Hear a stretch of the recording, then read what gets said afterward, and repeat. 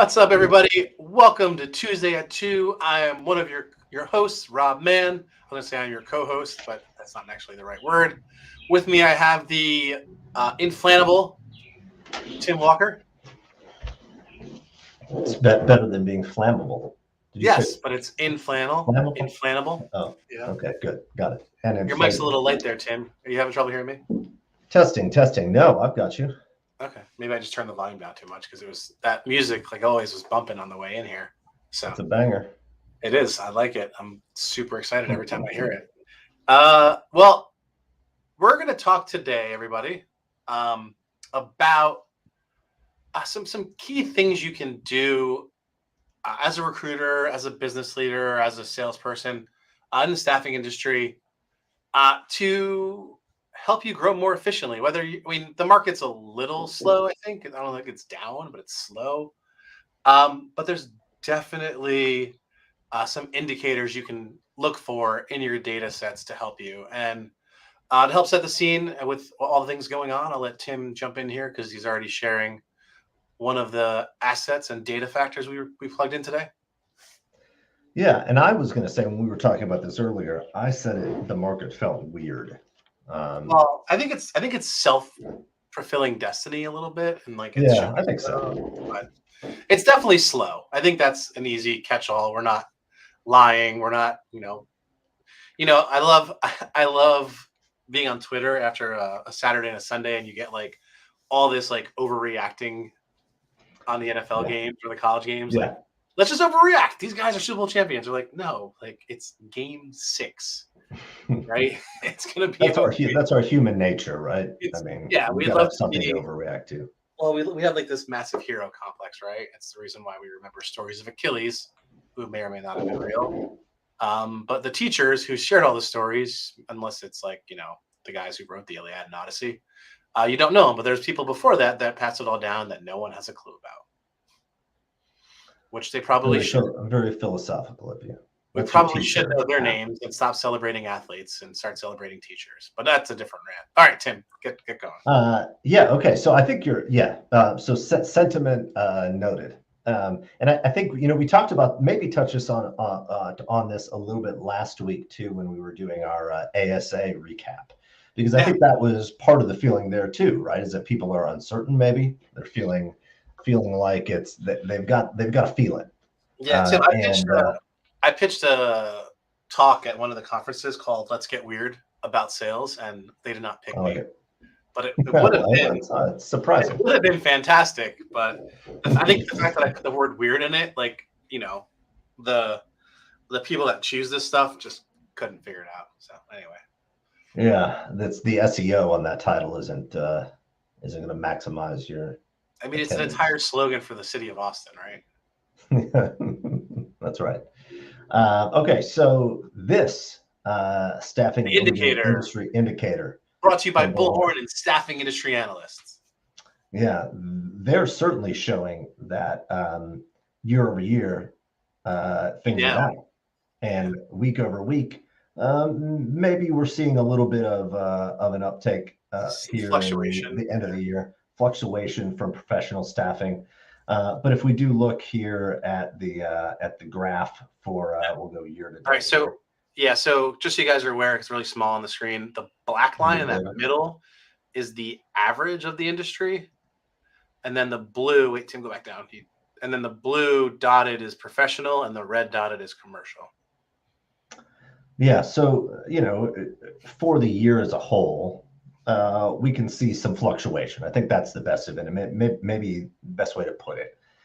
And maybe that's the uncertainty that people are feeling, is that it seems like a little bit of a roller coaster where we're not sure if it's going to be consistently down or consistently up, but it's uncertain. And so that's the touching off point maybe for what we want to talk about today, which is how do you deal with that uncertainty? And is one of the ways that we can deal with that uncertainty is having better customers and maybe shoring yourself up with good clients. All right, Tim, I forwarded that a little bit. There you go. Yeah, and how and so if you've got really good clients that are consistent, um, that can help you win in a down market or a market that's a little bit uncertain. I think it's uncertain or slow or let's Yeah. get weird, Tim. Let's just keep it weird. Now, we don't want to get weird with our clients, though, right? We want to, Be transparent and empathetic and, yeah. consultative. Do you think that that's weird in today's world? Being What, being empathetic? empathetic? Yeah. I feel like the pandemic taught us that not being empathetic is a great way to piss people off and break, destroy relationships, uh, create the opposite of trust, which is some negative word that's slipping my mind at the moment. Um, Distrust. yeah, no, I don't like that word either. We're gonna use not trust at the moment, Uh, but it is distrust. You're right. So yeah, I think I think you really need to just be a human who puts on somebody else's hat once in a while when you're interacting with them, right? Like, um, you know, there's lots of mitigating factors that happen. Obviously, the market is doing what it's doing, so that's weird, making people uncomfortable. So, got to keep all that in perspective when you go talk to people and try to, help them out. But there's also data that you can use, or data if you're one of those people, to help you out. And mhm. we are showing some things here. And um, a lot of this relies on you actually using, well, the first three rely on you actually using your ATS CRM well, and putting stuff in there ideally in real time and not just putting in placements at the end of the week or putting in submissions at the end of the week, or putting in all your notes at the end of the week. Um, so some lightweight automation or some automation for logging when something was submitted to when you got feedback or when someone viewed something. Super helpful.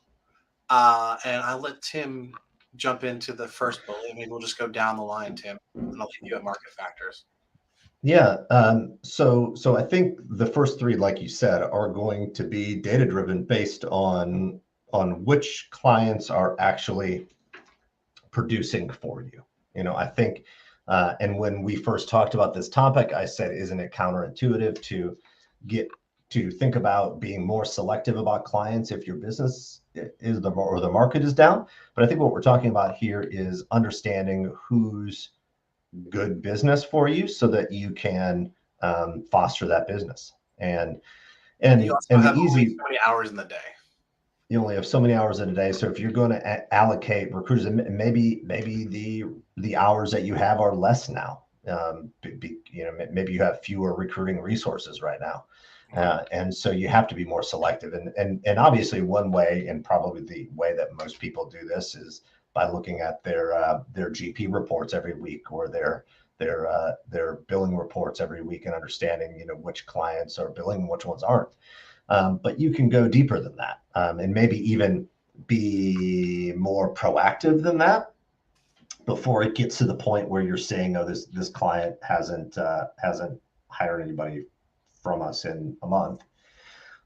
We can understand which companies that you work with right now are giving you actually feedback on your submissions, which ones are filling candidates or filling jobs faster. If you're filling jobs in 30 days with one customer and 90 days with another, that's going to be a good leading indicator of which clients are good and which ones aren't. Yeah. And I might also say that we're sort of using the word company and client interchangeably, but I think there's a lot to be said about understanding which of your managers or which of your contacts you have good relationships with and actually respond to you, versus the ones that don't. And those might even be contacts within the same company. If it's a large company or different hiring managers, right? If you Yeah. want to work with the ones that are going to, we talk about transparency or respect. That's a two-way street. And if you've got clients that aren't being transparent with you, then it makes them harder to work with. And I think one of the good indicators for transparency, hard data indicators, is going to be that time to feedback. If they're not going to give you the time of day, and let you know what they think about their clients or the candidates that you're sending them, then that's not very transparent. Even if they don't like them, and I know we've harped on that before. We've talked about that before, but one of the things that we I feel really strongly about with 3D IQ, and one of our core sort of founding principles is getting feedback and being transparent about feedback. Because you can't have it drop into that black hole. I think this is a problem or a pain point that people don't even know exists because they've never been able to see the data. Yeah. And when you start to think about it in the context of you send the submission, when do you even know if they viewed it or got feedback? And I think that really it's invisible right now in the industry, but I think as people become more and more scientific in the way that they go to market and the way they think about their clients, you're going to see this change. And I think that there's a reciprocity, like kind of like the same idea in the sales world, right? So like if I'm selling you something, Tim, and you ask me for one thing, and over the course of this deal, let's say it takes 3 months, you ask me for 10 things and I ask you for 10 things and I deliver my 10 and you don't deliver any of your 10.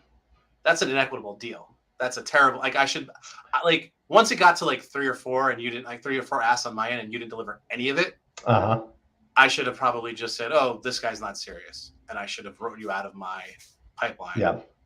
And I think that mindset is what we're talking about when it comes to time to feedback. And to that point, when we are training and onboarding people, I think probably one of the most common questions we get is, okay, how do I talk to my clients about this? And how do I get them to interact and to give feedback with me or to me? And the simplest answer there is to tell them that that's what you want. And tell them that, hey, if you is that how you deliver that in the training to our customers? It is because I'm real and I'm transparent. I like that. I really like the transparency. I mean, I've been there too, right? I mean, any of us who have worked in the recruiting industry know that that's the case, right? No, and I think that there's also a larger picture, right? Like, especially if you have 2 very similar customers and one your time to fill is really low, right? Because like if they don't fill it, it costs money, right? By the time that they need it, it's going to cost money anyway, but it costs more every day or week after they were supposed to fill and they didn't. So if you have 2 similar customers and one is giving you feedback quickly and getting people to work in 45 days, and we have another customer that's getting people to work in 65, 70 days, you can use that data to be like, hey, we know when we get feedback faster, you get people in those seats faster. Let's do it. And then if they don't want to do it, you get them out of your mix, right? You get them out of your pipeline. Yeah, and emphasizing to them, this is something that normally gets overlooked, but emphasizing to them that that includes bad feedback. So we love negative feedback. Love negative feedback. Yeah, and you have to have that. And I think that's obvious to us as recruiters. That is not obvious to clients. I just know that from experience in working with customers, in implementing 3D IQ with them and with their clients, that their clients don't always, that not always obvious to them. So just pointing that out to them and training them that good or bad, let me know. And that's just good relationships, right? That's just good communications. And that, I mean, I know that, I'm not going to speak for your wife, but I know that in my, personal relationships, that communication has to be, you have to be sort of open about everything, not just the things that you want them to know, or the things that you assume that they know, because they don't always know that. Yeah. No, that's a good example. I'm just laughing.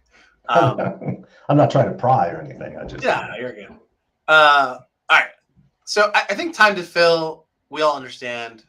I think number of placements versus jobs is pretty easy to understand, right? Like if someone just goes and looks at it, they'd be like, wow, they gave us, 100 orders and we filled 10 of them, but we submitted, 100. We spent one to every job, but we only got 10. So you have a 10% fill rate with that client. You know, Yeah, and there's I don't know if that's good or bad, but it maybe is relative to if you do this with all of your clients, probably more importantly, or similar Yep. clients. Again, Yep. having that mix and that understanding of comparison. Yeah, and I'll say that there's ways to do this using standard reports. I'm going to talk specifically about Bullhorn here, but there's ways to do this in standard reports in Bullhorn. And then there's also obviously easier ways to do this if you have Bullhorn Analytics. You can create metrics and things like that that can get you there and that you can break down by client. And so for people interested, we're happy to show them that specifically. Yeah, because Tim is a Bullhorn expert. At least on analytics. Maybe if we need to talk about automation, we'll throw that over to you. All right, well, thank you. All right, and then I think margin is like this is kind of like shiny object syndrome. Real quick, because we're trying to wrap this up, right? So it's kind of, I think that's kind of falls into two buckets here, right? Like one is, hey, I really like Tim. We got to get candidates over to him, even though Tim's time to feedback is terrible. Our fill ratio is terrible. His ability to get people to work is terrible, right? But he's our buddy, and that's not a good way to do our growth. Yeah. Yep. So that is one. I think that kind of falls into the same bucket as margin, where you get this shiny object syndrome.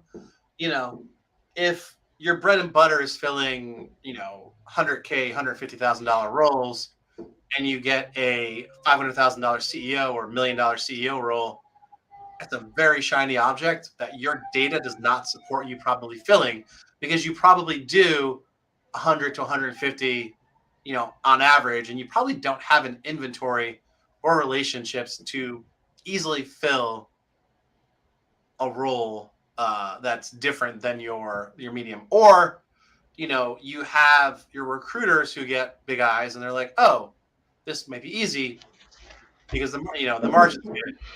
Obviously, there's all kinds of different circumstances, but as a general practice, getting blinded by margin and getting away from your ideal customer or your ideal candidate or ideal job to fill is not the way to grow your business, right? If you look at the largest staffing companies, they're light industrial and usually travel nursing. And light industrial margins are not very good, but they crush it. Yep. So it's pretty straightforward, right? Like the size of the margin, serving your buddy or someone that you like is not going to help you be strategic and grow. So with that, Tim, any closing? We want to get this done in under a minute. So any closing thoughts on market factors or?